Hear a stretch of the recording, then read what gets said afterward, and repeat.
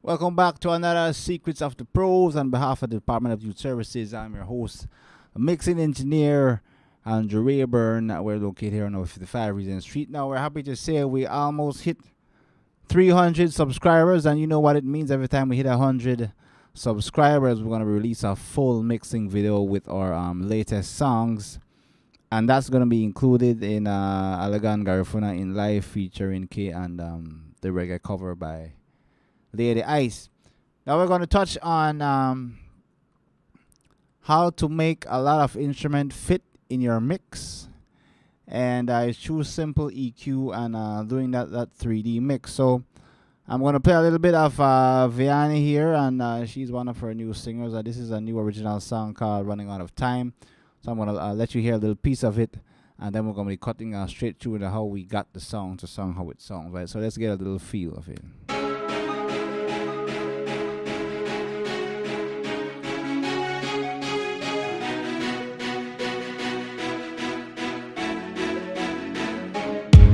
Keep on breaking, changing, turning into nothing, falling into darkness, try to keep on saving everyone, keep on avoiding the past, the tables keep on turning, twisting, it's so mystifying, totally amusing, although it's confusing, it's so fun, I know in my heart it won't last, gotta keep on moving, something has to fight and keep on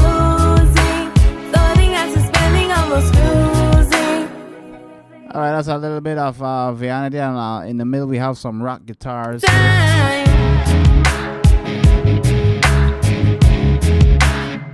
Alright, so first thing is first, this mix is pretty much full. We have a piano here, we have some strings, some keyboards, some live drums along with some electric drums and a power guitar. And all of that is contributing to that vibe. So, first thing is first, Vienna composer, Miss Cindy Crawford, she was the one that wanted the strings. So, we started out with a piano here.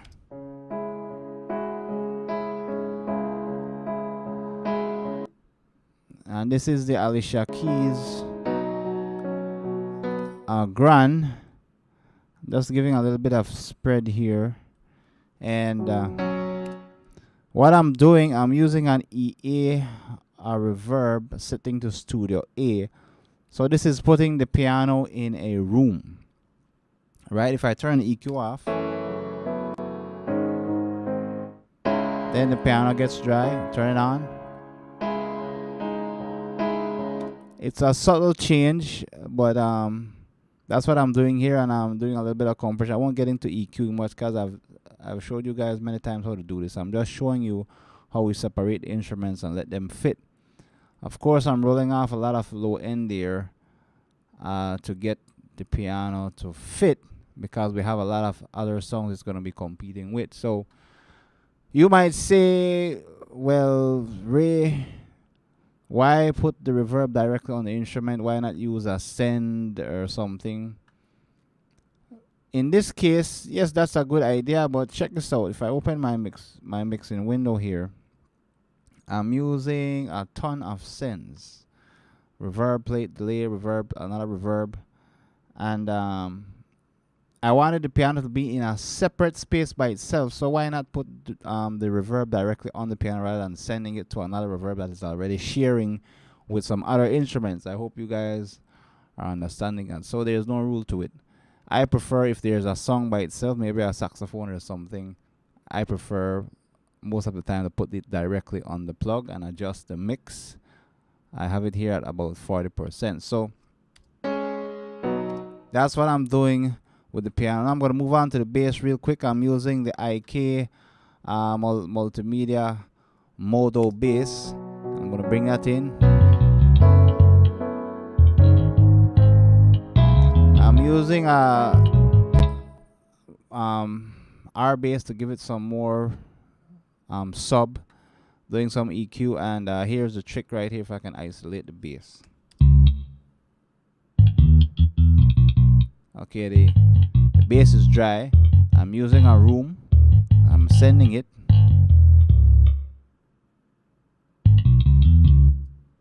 To put it in a room as well, so I'm separating. Do I have to do this on every instrument? No, some instruments I don't have any. Like for example, I'm using the Saros here to create that padded song. I can play it.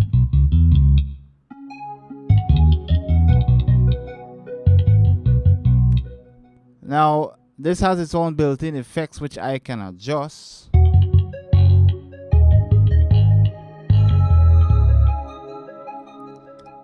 And you might say it sounds cool, but in this case, I already have a lot of stuff taking up reverb. So you want a side note, guys, you want to make sure you don't use too much reverb because it's going to make your mix sound washed out and the vocal won't be balanced. So I'm taking I'm taking out the reverb on this and making it dry.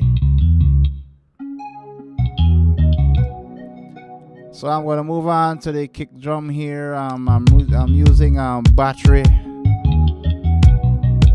4. You know, I'm just giving a little bit of EQ. We're not going to get into that.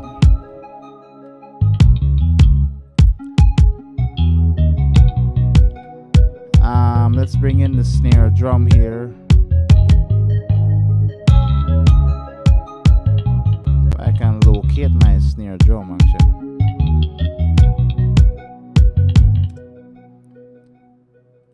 Now all this sounds good, but the real trick is when you actually have the vocal in place. That determines what kind of real mix engineer you are. You know how good you're really good at balancing off stuff. So here's the snare drum.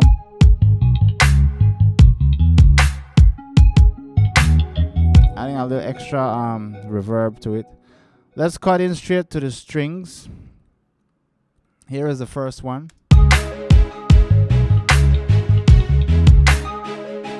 Now check this out. I'm using a Arco string here, and I'm panning it to the left, and I created a bus track, and also pan it to the right, and I'm using a little bit of what you call a Haas effect. I'm delaying the right side to create stereo. Off, on. And I'm routing both of those out of the main string section here, which I'm using some reverb.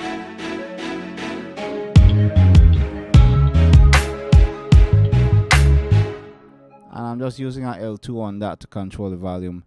Now let's move on to the second string here.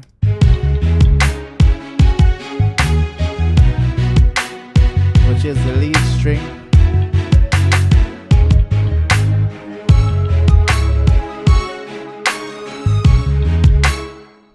And on that string section, I have no reverb.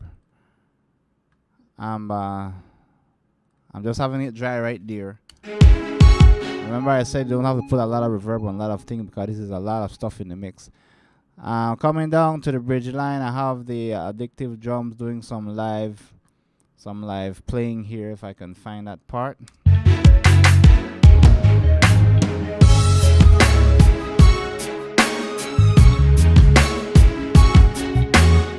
Now if I can isolate the addictive drums by itself, this is all I'm playing here. You might say that's a lot of room. Well, it works because I wanted to push the drum at the back of the stage and bring the electric drums to the front.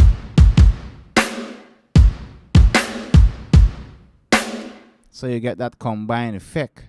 And the last one, of course, is a metal guitar I have here running from Evolution Stratosphere, running through the amplitude to give me that.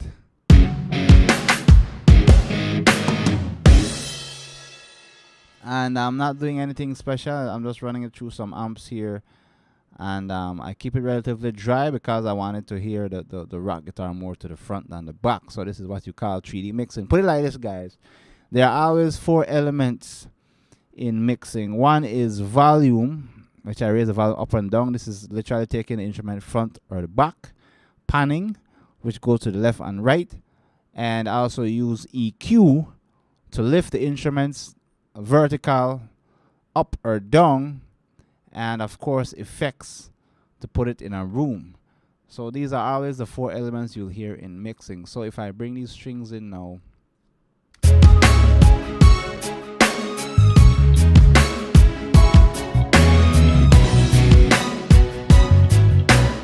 you might say, okay, everything's song balanced. Now here's a trick. Now I'm going to bring in Vianney's vocal. And all I'm doing is parallel compressing her. I have a 1176 running on her.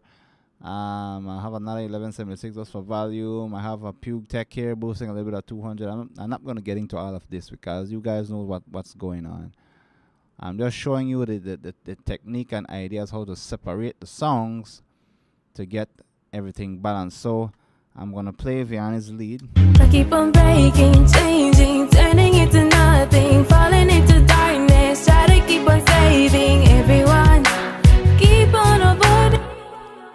You might say, why have so many sends on her voice? Well, here's the trick. I'll turn off the sends. In the past, Now that's the dry vocal. Let's bring in the bass guitar here.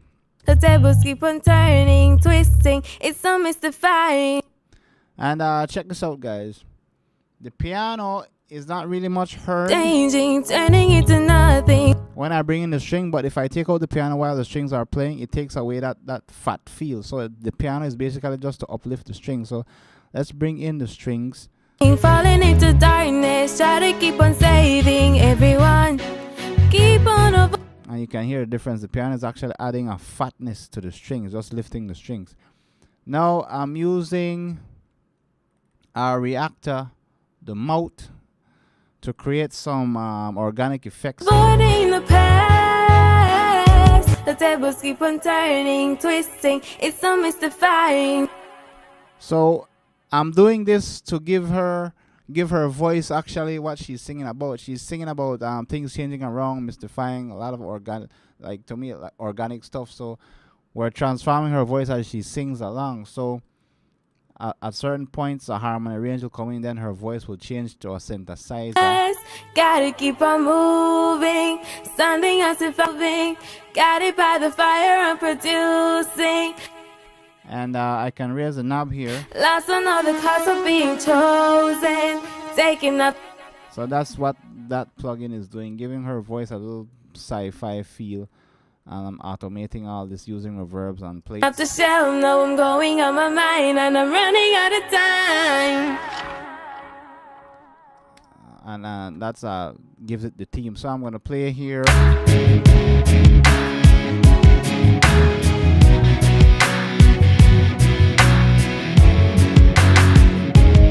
You keep on slipping, tripping, holding on to nothing. Fears who I'm consulting, finding fault in almost everything. Always competing myself. I got nothing to go on, no, I mean myself and I am trying. Here I'm rolling off some low end on the side.